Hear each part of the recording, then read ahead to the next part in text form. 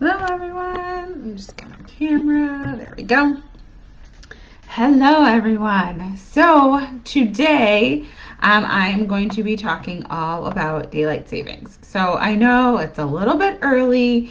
Daylight savings doesn't come until Sunday, November 7th, but I wanted everyone to kind of have a plan, know what to do if this is your first time with a little one through daylight savings time or you've done it before.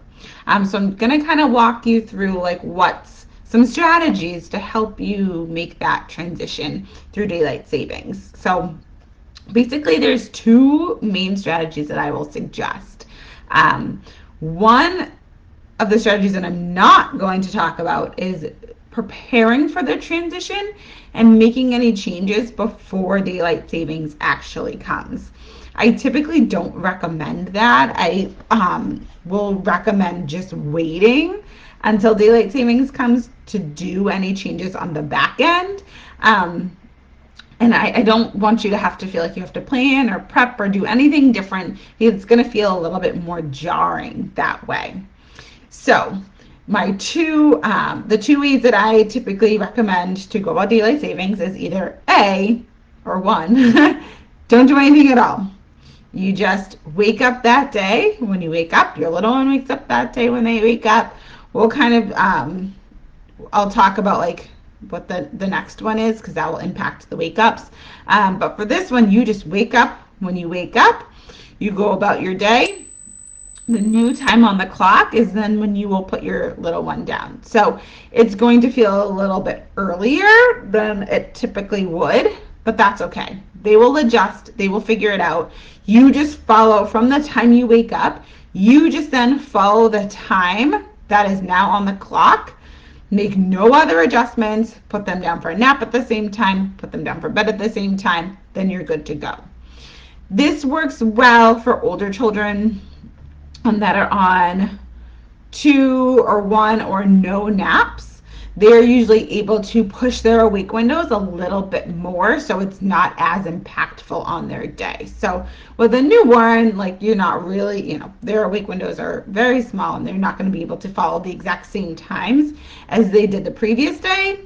That's fine. But so strategy number 1 is not making any change. You wake up when you wake up. You follow the time on the clock for their same nap time, their same bedtime, and then you're on. It could feel a little groggy. The day's going to feel a little bit long. But in all, you're just going to be on schedule, and there's nothing else you have to do. My second strategy is to make those adjustments slowly over the next couple days after daylight savings comes. So you would wake up on Sunday morning. This is the first tip for parents. You wake up on Sunday morning, see what time it is. You don't want to change the clocks until you are awake and alert. Think maybe after you've had your cup of coffee, after you've kind of like walked around, gotten your bearings, because if you change the clocks on Saturday, it's going to feel really, really hard on Sunday morning. So wait to make that clock change until after you wake up. For babies, you are going to, on a Sunday morning, say they normally wake up at 7 a.m., they're going to wake up around 6 a.m. You're going to wait a couple of minutes before you go in. So that's how we're going to move this transition along. So say they wake up Sunday, November 7th at 6 a.m., would be 7 a.m. You're going to wait until about 6:10, 6:15 to go in and get them. That way we're moving a little bit closer back to that 7 a.m. The next morning, you're going to wait until about 6:30 until you go in to get them. So it's going to take about 4 days overall. So you're going to do Sunday, 6:15, Monday, 6:30, Tuesday, 6:45. Then by Wednesday, you're back on 7 a.m. Everything has adjusted. For toddlers, you have a little bit of an advantage because they may have an okay to wake clock or some kind of clock that signals when they can wake up and when they need to stay in bed. So for them, you're going to make this adjustment in just 2 days. You're going to set that clock to 6:30. So it's going to feel, it's still going to be early, and that's okay. So you're going to set it to 6:30. So they may have a little bit of extra time to just hang out, lay in their room. They're really not going to notice that huge difference if they're really good about staying in their room until that clock changes. So doing that 6:30, and then the next day you would just go to that 7 a.m. A little bit early isn't going to make that huge adjustment. Slowly moving the time, it is going to make it, depending on how sensitive your child is, that could make it a little bit easier for them, especially if they struggle in the mornings.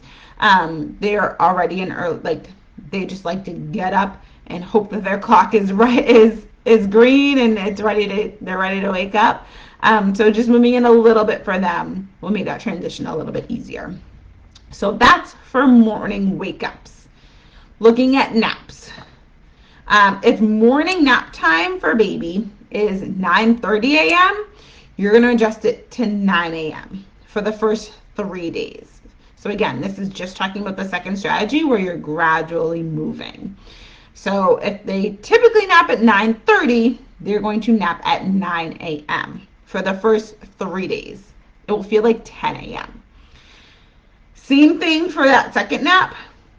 If they're only taking one nap, same thing for that one nap. You're going to adjust it back. You're going to adjust it forward by half an hour.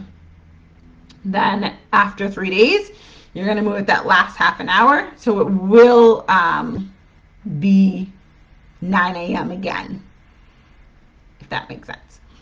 I'm actually going to put a link in the comments here, so you can sign up to have these tips sent right to your email. So even if you don't remember, you're like, oh, I'm going to save this live so I can watch it on Saturday the 6th.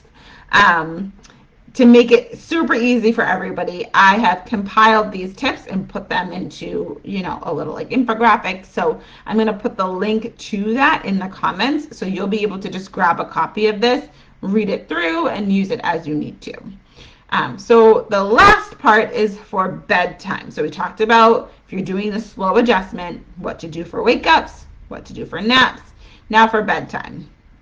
If bedtime is typically 7 p.m., you're going to have a 6:30 p.m. bedtime for the first 3 days. So it's the same adjustment that you're doing for naps that you're going to do at bedtime. It's going to feel like 7:30, but it's actually going to be 6:30. Then we're going to, after those 3 days, you're going to bump it up. So it's going to be 7 p.m. Knowing it's going to take them a little while to adjust. So bedtimes could just be a little bit off, a little bit harder if they're undertired, overtired, depending on what the rest of the day looked like. So just know that it's going to take, no matter which strategy you use, whether you just go cold turkey, hop on the new time and just go with it, or if you adjust slowly, either way, it's going to take about a full week for that to really feel right in their bodies. Daylight savings as a sleep consultant is my least favorite thing.